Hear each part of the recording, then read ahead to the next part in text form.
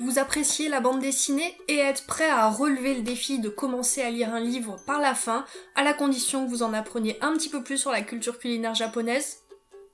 J'ai le livre qu'il vous faut. Aya, conseillère culinaire, est un manga en 5 tomes. Vous vous souvenez certainement de ma vidéo vous présentant un dessin animé, un animé, qui s'appelle Food Wars. Et bien là, on est un peu sur le même type d'œuvre, sauf qu'il s'agit d'un livre et pas d'un dessin animé, et que surtout, on n'est pas du tout dans la même cible éditoriale. Il s'agit là d'un manga à l'histoire un petit peu plus adulte, même beaucoup plus adulte, que Food Wars, qui était destiné à des adolescents. Or là, Aya, conseillère culinaire, est ce qu'on peut appeler un seinen, donc c'est un manga plutôt destiné à une cible 15-30 ans, plutôt masculine, mais bon, là, le sexe du lectorat n'a pas vraiment d'impact dans l'histoire. Dans ce manga, on suit l'histoire de notre héroïne, qui s'appelle Aya, et dont le boulot est de redresser des restaurants. Donc si vous regardez Cauchemar en cuisine avec Gordon Ramsay dans sa version originale ou Philippe Etchebest en France, en gros, c'est à peu près son boulot. Et, chose assez étonnante, dans un manga, en fait, je crois que c'est la première fois que je vois ça, que je lis ça, eh bien Aya, qui est une femme, a un caractère de cochon. Elle se laisse pas du tout marcher sur les pieds, elle n'hésite pas à remettre les gens en place, et à les défier, à les critiquer ouvertement, ce qui ne se fait pas trop au Japon. D'ailleurs, son assistant, qui est un homme, et donc un jeune padawan, a souvent honte des remarques de sa supérieure. Pour vous planter le décor, dans la première scène, on retrouve Aya et son assistant, qui ont fait la queue 1 heure dans un restaurant de ramen. Parenthèse, un ramen, c'est un bol de nouilles avec du bouillon, et ensuite vous pouvez avoir des légumes, de la viande, des œufs, etc. C'est délicieux.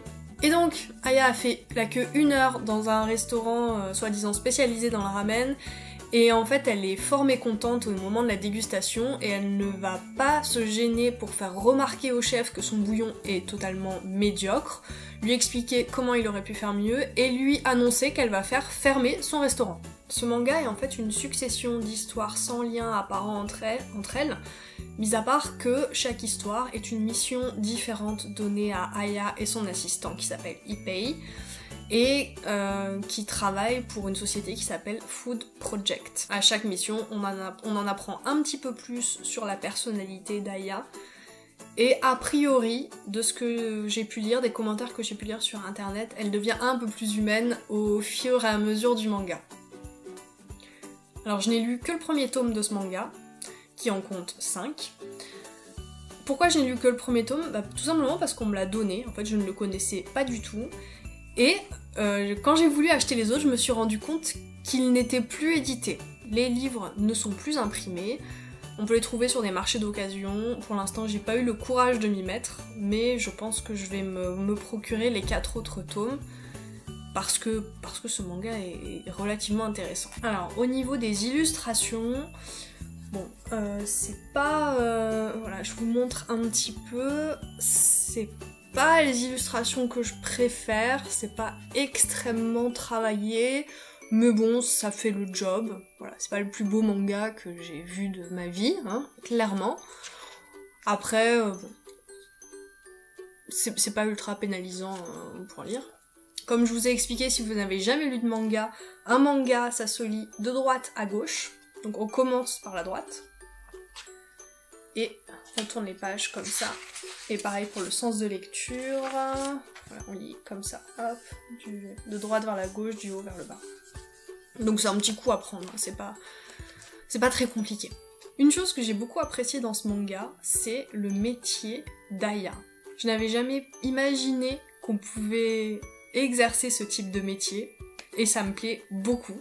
Pour tout vous dire, il y a peu, alors petit hors sujet, j'ai suivi un MOOC, donc un cours en ligne gratuit, sur les tendances culinaires, et j'ai aussi découvert un métier lié à la cuisine qui est faiseur de tendances.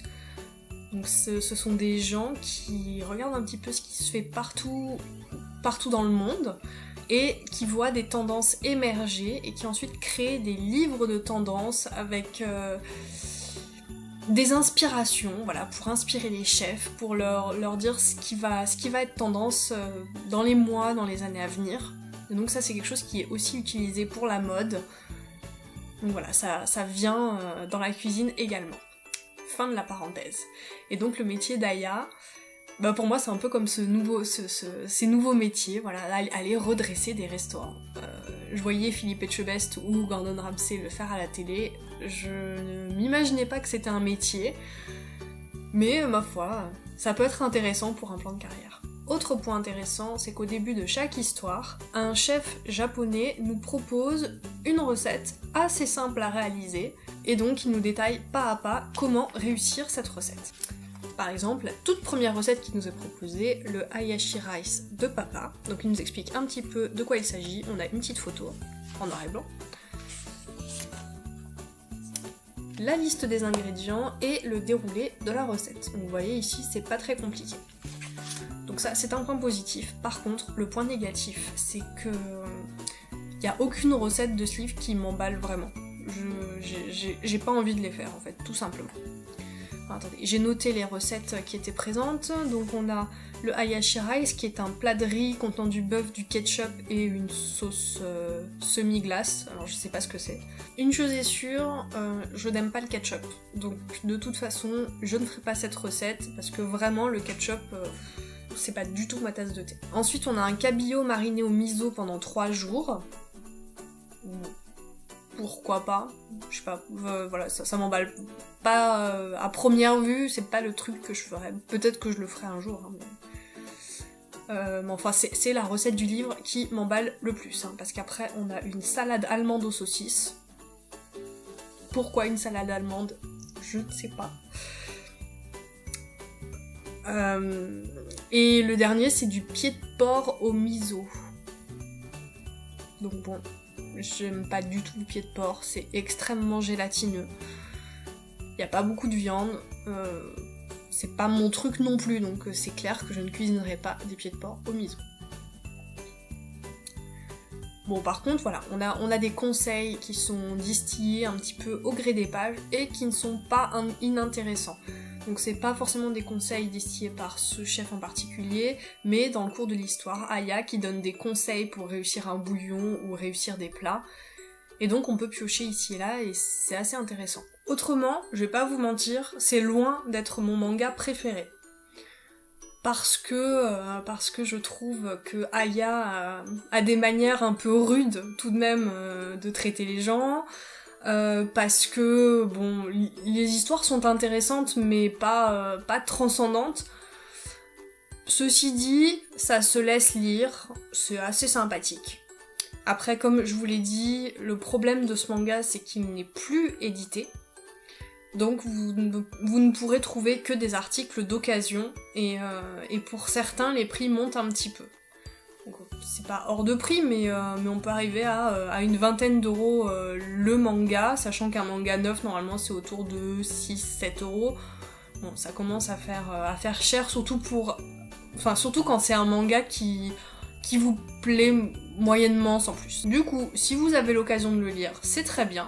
Sinon, ne vous inquiétez pas, je vous présenterai très prochainement d'autres mangas qui parlent de cuisine et qui, je pense, vont m'enthousiasmer un petit peu plus. Si vous avez des suggestions d'œuvres geeks qui pourraient faire l'objet d'une vidéo, et donc qui parlent de cuisine ou de nourriture, vous pouvez me les soumettre en postant dans les commentaires de cette vidéo, et puis bien sûr en me contactant toujours sur Facebook, sur Twitter, sur Instagram. Ce ne sont pas les moyens qui manquent. A très bientôt, et régalez-vous!